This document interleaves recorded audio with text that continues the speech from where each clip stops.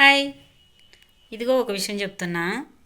నువ్వు ఎవరికో ఏదో చేసావు, వాళ్ళు నీకు చేయట్లేదని బాధపడుతున్నావా?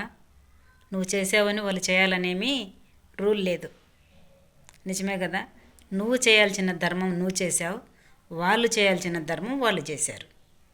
దానికి నువ్వు చింతపడాల్సిన అవసరంలే. ఎవరు చేసిన కర్మ వాళ్ళకి తిరిగి చూపిస్తుంది కాలమే. దానికి నువ్వు చింతపడాల్సిన అవసరంలే. ఏమంటావు? నువ్వు చేయాల్సింది నువ్వు చేసావు, వాళ్ళు ఇవ్వాల్సింది వాళ్ళు ఇచ్చారు, అంతే. నేను ఎంతో మేలు చేశా, వాళ్ళు నాకు అన్యాయం చేశారు, దాన్ని ఎప్పుడు మనసులో పెట్టుకోకు. ఎవరి కర్మ వాళ్ళకి, ఎవరికి ఇవ్వాల్సింది వాళ్ళకి తప్పకుండా కాలము తిరిగి ఇచ్చేస్తుంది.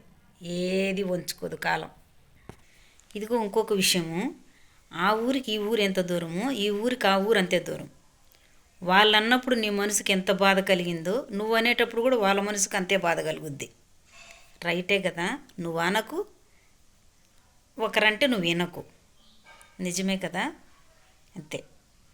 ఒకరు అన్నప్పుడు మన మనసు ఎంత బాధపడుతుందో మనం అనేటప్పుడు కూడా అవతల వాళ్ళు కూడా మనసు అలాగే బాధపడుతుంది.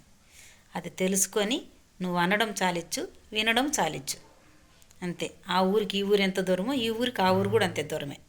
మనల్ని ఒకరంటే ఎంత బాధపడతామో, మనల్ని అన్నప్పుడు మనం ఎంత బాధపడతాం, మనం అన్నప్పుడు కూడా వాళ్ళు అంతే బాధపడతారని అర్థం చేసుకోవాలి.